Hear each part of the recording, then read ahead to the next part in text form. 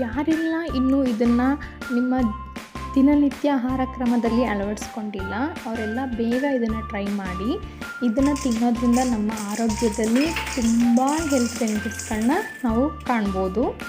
Hi ನಮಸ್ಕಾರ, ನಾನು ಮೇಘನಾ. Welcome to my cooking channel.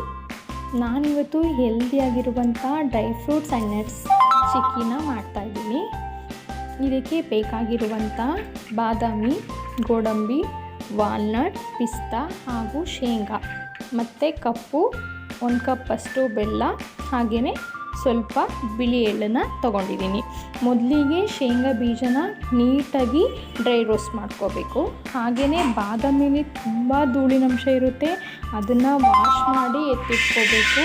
ಯಾಕಂದರೆ ಇದನ್ನು ದೊಡ್ಡವರು ಮಕ್ಕಳು ಎಲ್ಲರೂ ಬಳಸೋದ್ರಿಂದ ಆರೋಗ್ಯದ ದೃಷ್ಟಿಯಿಂದ ವಾಶ್ ಮಾಡಿ ಬಳಸೋದು ತುಂಬ ಮುಖ್ಯ ಆಗುತ್ತೆ.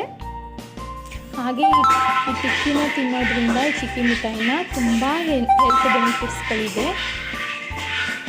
ತುಂಬ ಹೆಲ್ತ್ ಬೆನಿಫಿಟ್ಸ್ಗಳನ್ನ ನೋಡ್ಬೋದು.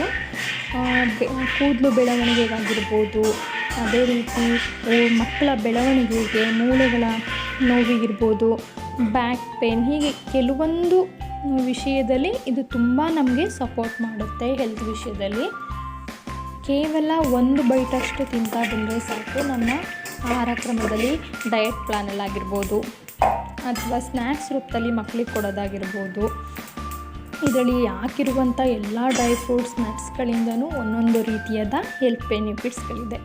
ಸೊ ಮೊದಲಿಗೆ ಶೇಂಗಾ ಬೀಜನ ಹುರಿದಾದ ನಂತರ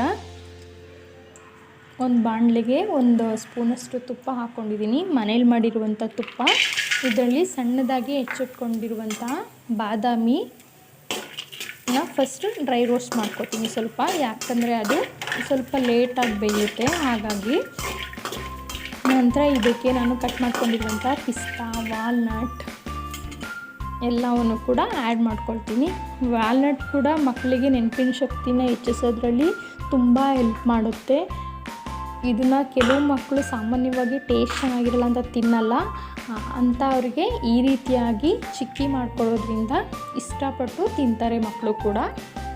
ಈಗ ಹೊರಗಡೆ ತಂದು ಕೊಡುವ ಚಿಕ್ಕಿ ಮಿಠಾಯಿಗಿಂತ ನಾವು ಮನೇಲೇ ಈ ರೀತಿಯಾಗಿ ಡ್ರೈ ಫ್ರೂಟ್ಸ್ಗಳನ್ನ ಬಳಸಿ ಮಾಡಿ ಕೊಡೋದ್ರಿಂದ ಮಕ್ಕಳು ಕೂಡ ಖುಷಿಯಾಗಿ ತಿಂತಾರೆ. ಹಾಗೆ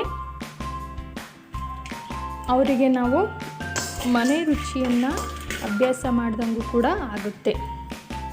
ಸೊ ಹಾಗಾಗಿ ಆದಷ್ಟು ಮಕ್ಕಳಿಗೆ ಮನೆಯಲ್ಲೇ ಮಾಡಿಕೊಡೋಕ್ಕೆ ಟ್ರೈ ಮಾಡಿ ಇಂಥ ಫುಡ್ಗಳನ್ನೆಲ್ಲ.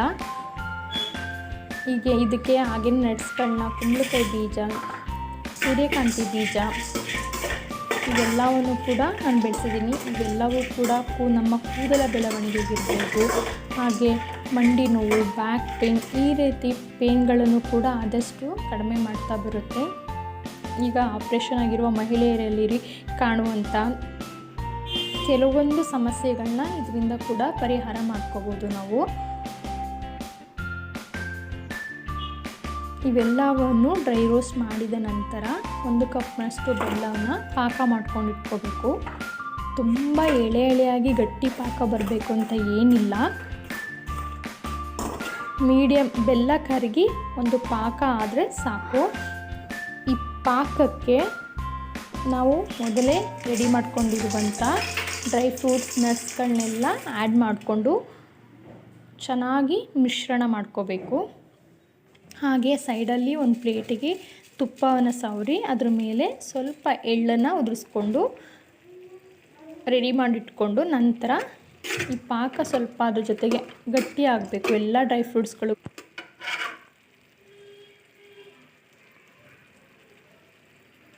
ನೀಟಾಗಿ ಪಾಕಕ್ಕೆ ಅವೆಲ್ಲ ಹೊಂದಾಣಿಕೆ ಆಗಬೇಕು, ಹೊಂದ್ಕೋಬೇಕು.